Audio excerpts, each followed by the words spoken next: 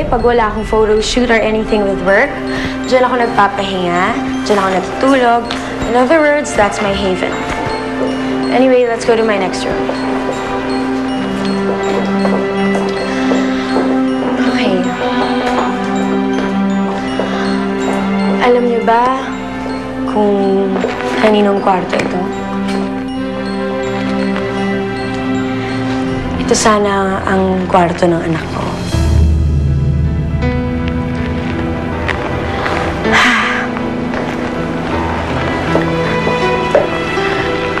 Sabi ko kay Mama na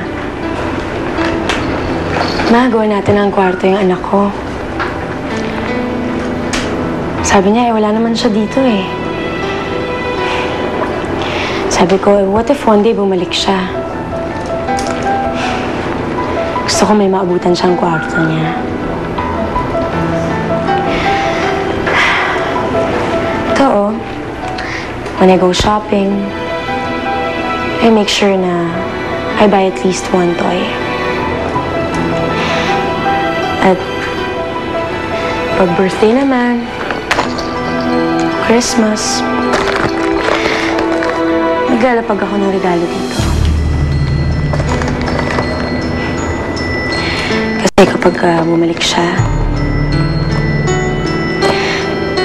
gusto ko buksan niya itong mga regalong to.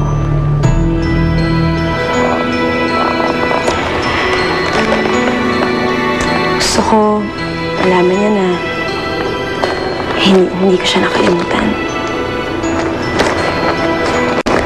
Na lagi siyang nasa puso ko.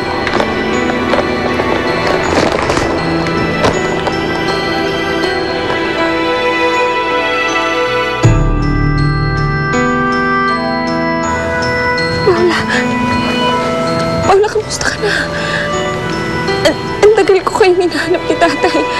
Kamusta na kayo? Ha? Ayokong marinig ang kung ano mang sasabihin mo. Paula, sandali. Alam ko galit ka sa akin. Pero matagal na yun eh. Kalimutan na natin yun. Ang importante, magkakasama na tayo ulit. Mula nung umalis ka, para sa akin, patay ka na. Umusad ang buhay namin ng 5 taon. Nang wala ka, 5 taon na wala ka. Kakayanin namin ang susunod ng mga taon kahit wala ka na. Paula, sandali lang.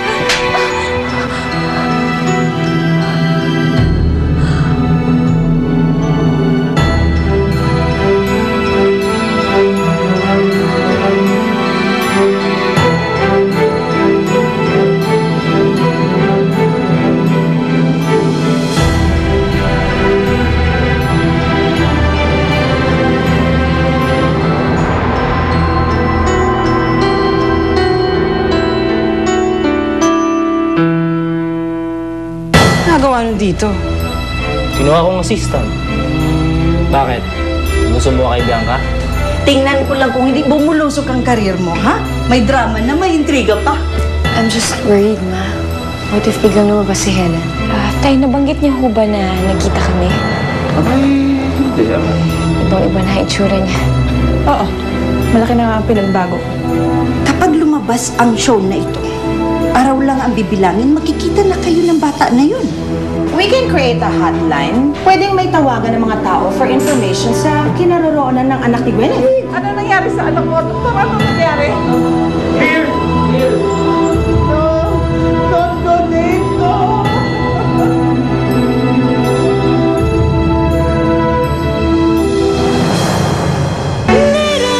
Napanood mo ang mga nakakaantig na tagpo sa Little Star. Hatid sa inyo ng